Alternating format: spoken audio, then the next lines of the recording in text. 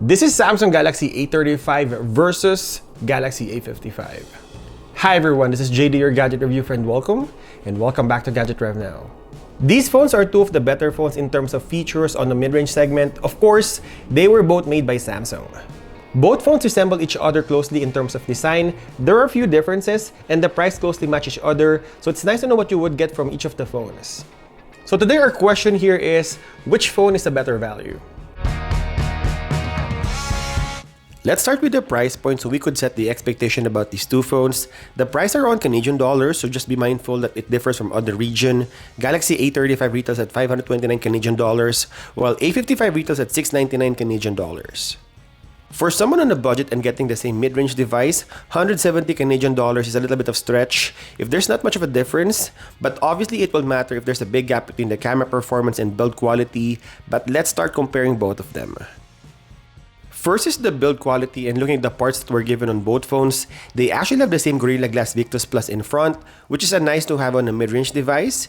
Imagine 2 to 3 years ago, mid-range phones only have Gorilla Glass 3, while now mid-range phones also have protection that flagship phone offers. The biggest difference between these two phones is the aluminum frame of Galaxy A55. It's only plastic on A35, but the good thing, the back cover are also glass, so in a way, if you decide not to put a case on these two phones, they will not get ugly over time. The design is obviously the same. I created a shorts video to show you that these two phones can actually fit the same case. There's just a difference in terms of speaker ports and microphone ports, but other than that, they have the same size, same camera module, same charging port, and same button layouts. Both phones also look like flagship Samsung phones with that minimalist triple camera module. The dead giveaway is how big the screens are, because obviously flagship S24 will have a smaller build that caters more like people who wanted a mini phone. Now, protection are almost the same. Both phones receive the same IP67 water and dust resistance, so you can submerge both phones into water and it will be okay. Again, like what we talk about the build, it has Gorilla Glass Victus Plus in front that protects the screen from breaking if you accidentally drop it. And speaking of screen, they both receive identical panels, a Super AMOLED 120Hz refresh rate with 1000 nits of max brightness, again, same size of 6.6 inch, Full HD with 390 ppi. Although the screen to body ratio is different, a little bit bigger on A55, but in terms of experience, you will receive looking at the screen, typing, watching content and movies, and even gaming, Samsung had given these two phones identical panels.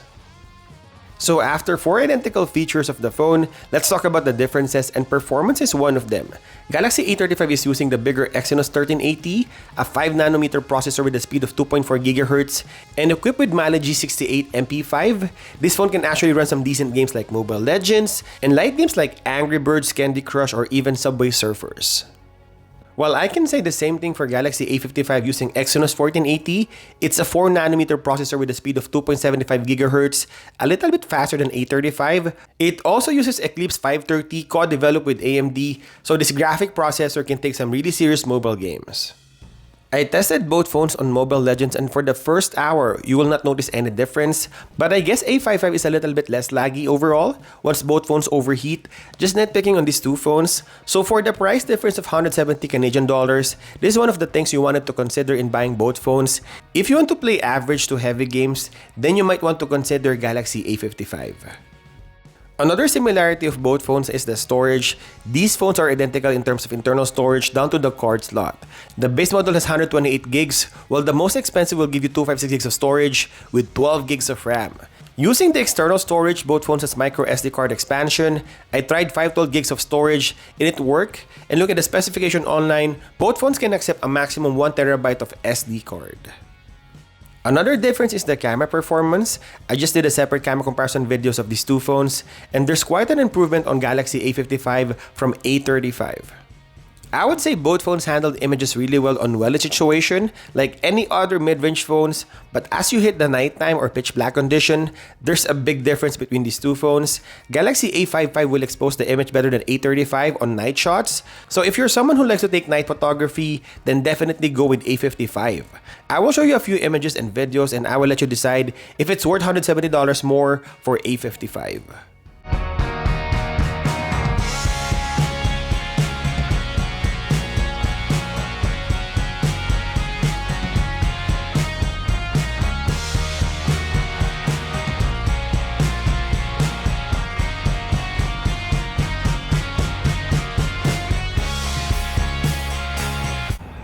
This is the video test of Galaxy A35 versus A55.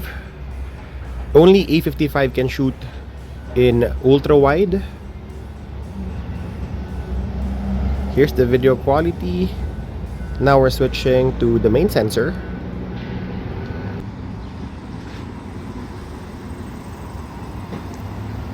I think it's almost the same look. Now we're going to the 2x digital crop.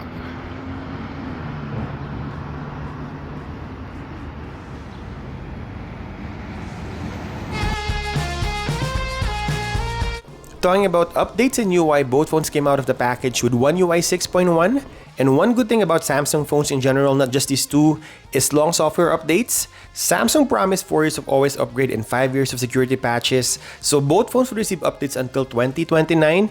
They were both released the same time, so I would say if you're looking for longevity, then either of these two phones will work. The battery life of these two phones are exceptional. I would probably do a separate battery test, but just observing my raw day-to-day experience of the battery life, I think they're almost the same. I would think that maybe A55 is a little bit longer than A35 because of the processor's efficiency, 4nm versus 5nm, but I wouldn't say there's a big difference between the two. So if you want a phone with long battery life, then again, either of these two phones will do. I think overall, if you're someone who just need a phone for casual or average use with great battery life, awesome screen, and long security and always upgrade, I would go with Galaxy A35. This offers almost the same essential features as A55. But if you like a little bit faster phone, a little bit usable on gaming, and shoot good photos in the dark, there's a night shot difference between these two phones, and I would go with Galaxy A55. So there you go. Hope you enjoyed this video. Which phone do you like better? Leave your comment down below, and as always, thank you guys for watching, and I'll see you in the next one.